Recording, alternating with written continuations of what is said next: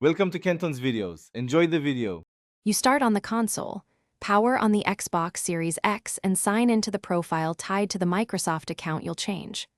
Once signed in, go to Guide, choose Profile and System, then Settings and Account, then select Manage your Microsoft account. You need your account password and the new email ready because you'll receive verification codes. Make sure the console stays online. Doing this on the console launches a web session to edit aliases and reduces mistakes.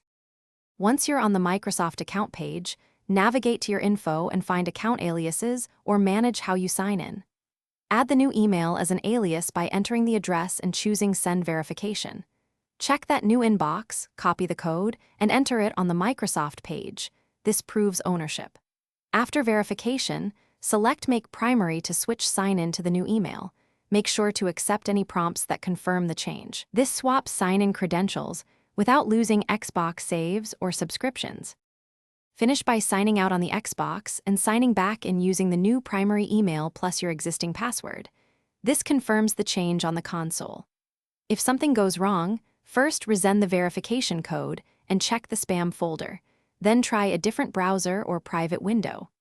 If the account gets temporarily locked, follow Microsoft's recovery flow and have purchase receipts or console serial handy for support. Make sure to update any saved credentials on devices and services once. Thanks for watching. Consider subscribing if we helped you.